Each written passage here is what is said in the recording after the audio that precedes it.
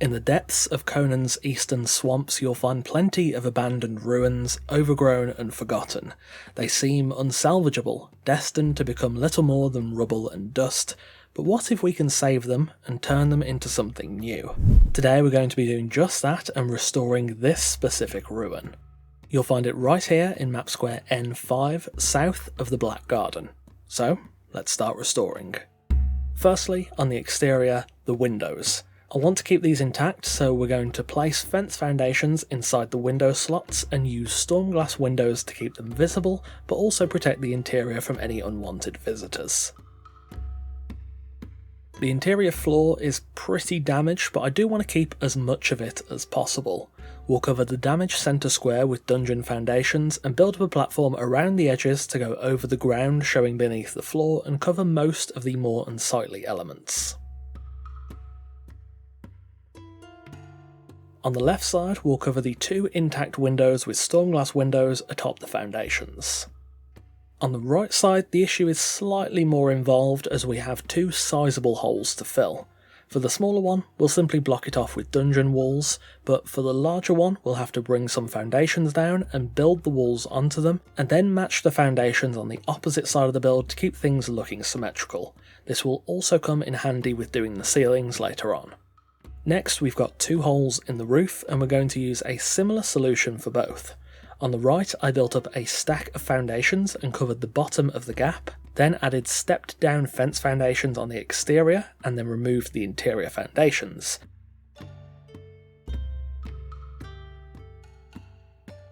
I then placed roof pieces to cover the gap, adding in a skylight to keep a little bit of natural light coming in. I did pretty much the same with the gap on the rear, though I omitted the skylight, and this time I snapped the fence foundations on the interior edge.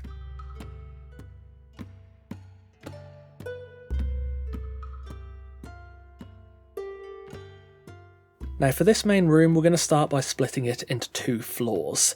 I'll start by placing large storm glass pillars on these tiles, and then using the 2x2 storm glass ceilings to squeeze a little extra stability out to the edges. We'll then cover the rest of the ceilings all the way to the stability limit.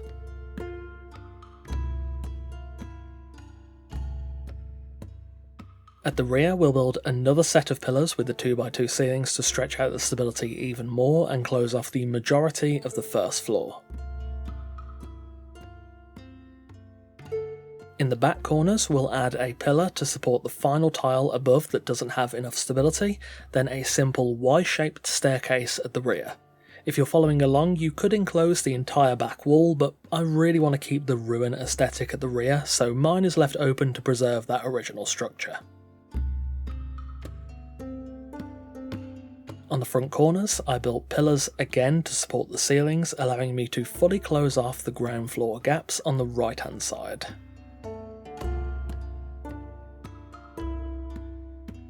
The final step for the ground floor is to build a doorway, which I'll do by bringing the foundations forward, building a storm glass double door, then adding in a surrounding of walls to block it into the structure, with a nice open gable roof on the interior to make it look a little nicer, whereas the outside will be pretty nicely set into the ruins so it doesn't stick out too much.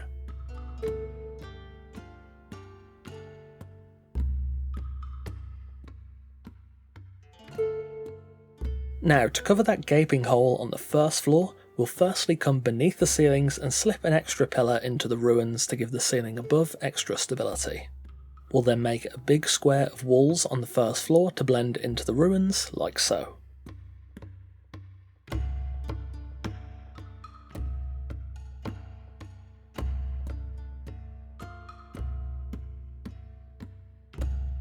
Then we'll do some 1x1 blocking to blend everything together and create a thicker base for the roof.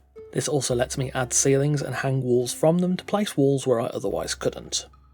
Next, we're going to build up a nice simple roof on this corner to sit underneath the ruined roof and cover the gap. It's going to be a little basic, but if you do anything too extra here, I think it will kind of throw off the ruins in general. I raised the walls around the gap on the first floor too, just to blend it all in a little bit better, and it lends a tiny bit more stability, and that results in a decent looking solution for closing this rather huge gap. There's a big hole in the second floor, so I'll build a large pillar here to raise a bit of extra stability upwards. I then added ceilings atop and ran foundations into the ruins of the second floor. This blends in really nicely with the overly thick ruin floors and provides tons of extra stability, onto which I can then close off the rest of the floor and add a dungeon spiral staircase to access the top floor. I also added another large storm glass pillar on the opposite side of the first floor just to keep it symmetrical. On the top floor, build up the foundations to clip them into the ruins. From there, then build a simple square of foundations around the interior. You can then add windows into the gaps. I was initially going to use rose windows, but I think they're a little too small, so a 2x3 of regular windows works great for this. Blend the edges with storm glass walls and the gaps are nicely closed.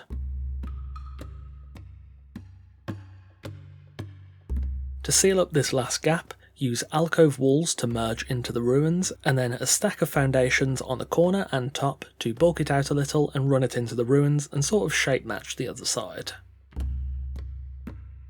So with the ruins restored and all the gaps covered, is this actually a viable base? Well, I'd be lying if I said I came into this confidently. I've only ever restored one ruin, I think, before, but I think this came out quite well, and it is definitely viable as a base. These ruins are far larger than they seem, so once it's all restored you end up with a ton of space for pretty much everything. I threw a whole bunch of things in here to sort of emulate what you'd have in a PvE base, and you can fit almost everything in here. I designed the ground floor as a sort of low crafting area with cooking and farming resources and 2 vaults. The first floor contains all the crafting stations, including a medium wheel of pain, and the top floor is a bed chamber, though you could use it for even more crafting stations up there too. There are 1 or 2 things that might be a bit of a pain to try and fit in here. The main thing that really jumps to mind is maybe a stables and an animal pen. You'd definitely be hard pushed to get them in, but that being said, pretty much everything else can go in these ruins. Is this easier than building your own base? Not necessarily. It certainly requires a lot of knowledge about stability and blending, but the aesthetic of living inside a restored ruin is frankly unmatched. It's quite a unique feeling, and though it's not perfect, I think this restoration turned out quite nicely. Anyway, that will about wrap us up for today. I wanted to try something new and I stumbled across this ruin a few days ago. I thought I might have bit off a little more than I could chew, but once things started moving, it turned out pretty good, and I hope you all enjoyed. Thank you for watching, and of course a massive thanks to our wonderful esteemed coffee cultists for continuing to support the channel over on Patreon. If you want to support the channel yourself, check out the Patreon through the link in the description, or join here as a member on YouTube by clicking join just below this video. Take care, and I'll see you soon.